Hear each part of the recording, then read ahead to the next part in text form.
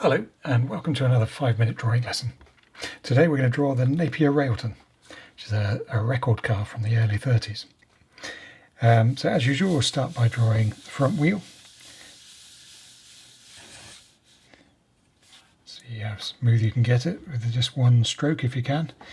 Now the next wheel is 2.5 wheels further back. So if we measure 1 wheel, 2 wheels and a half a wheel. Now we need another wheel the same size. Slightly egg-shaped wheel, but that'll be alright. Just there. And the last mark we'll make is for the tail, which is about 2/3 of a wheel further back. So we'll just make a little line there. Now we can draw a horizontal line, level with the centres of the wheels. And another one halfway between that and the ground level. And we could put the ground in as well while we're there. If you're using a pencil, try to draw quite lightly at this point. If you're using a pen, then just try not to keep going over the same place because you'll just draw attention to any mistakes you've made. Better to just do a single line and then you can correct things later on when it's a bit more finished.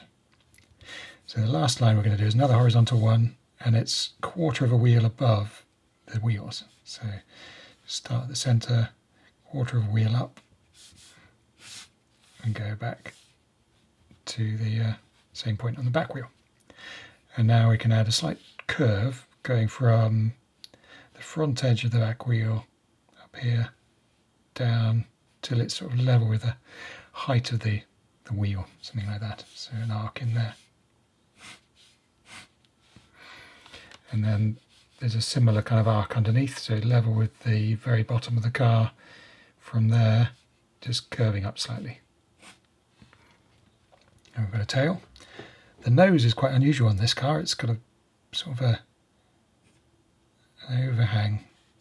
It's a bit like an S shape on it, slightly tilted S shape, because it's slightly sort of streamlined front. So there's the basic outline of our car.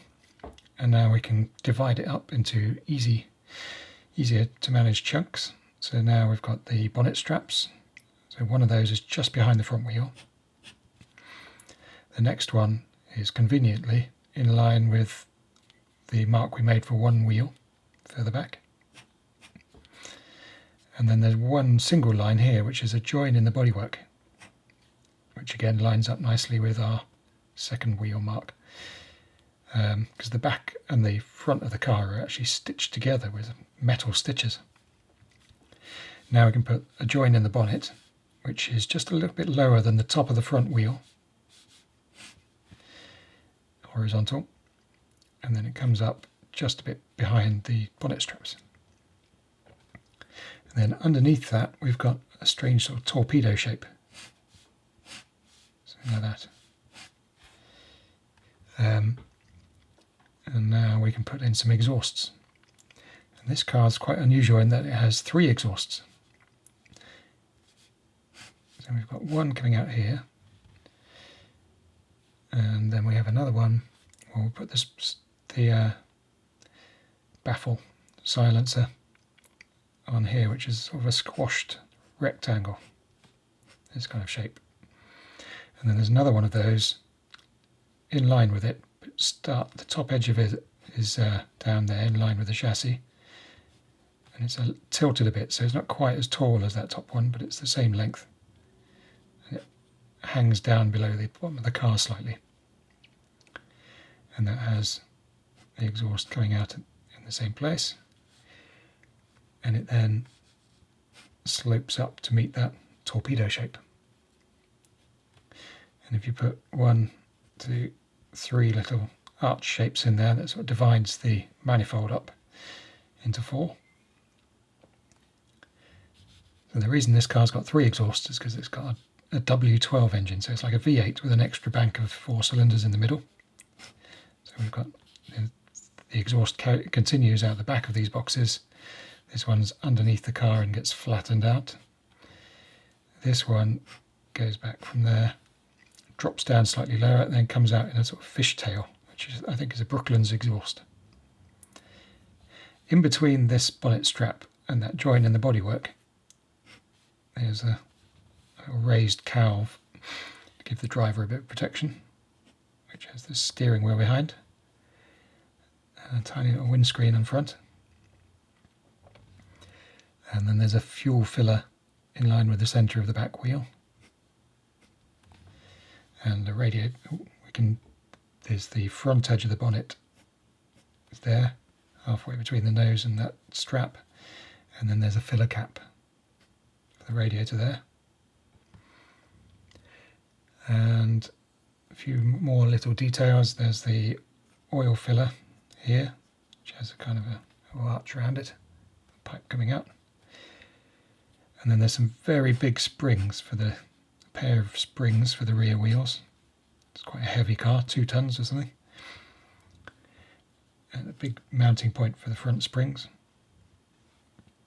And these baffles, or silencers, are held on with these pairs of straps.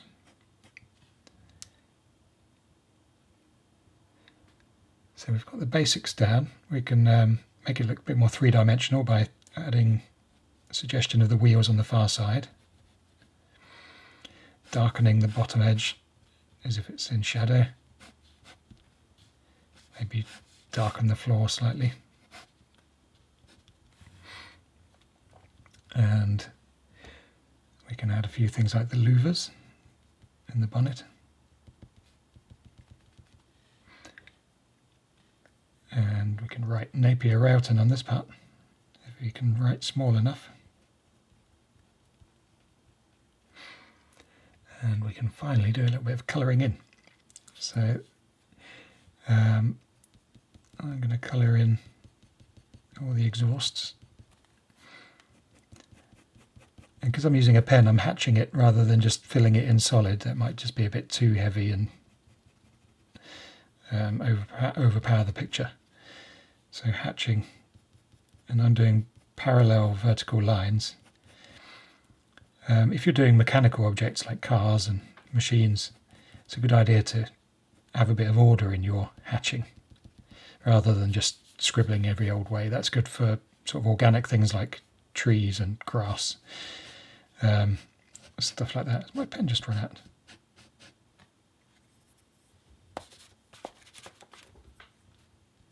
See if we can make it to the end of the film. The chassis rails are dark too. What was I saying? Yeah, organic things you can scribble and hatch in a more random way, but mechanical things are best done in a slightly more ordered fashion. So I'm just adding some shadowy bits. Oh, there's straps. You can colour in those, but don't colour in the bit because it disappears behind that torpedo shape. So leave those blank. And last of all, with these tiny little, this kind of stitches that hold the back of the car on. And maybe just a few scuffs and things. The car's now highly polished, but I think back in the day it was a little bit more weathered. It was sort of worn in. And there we go. Hope you enjoyed that. See you again for another one soon.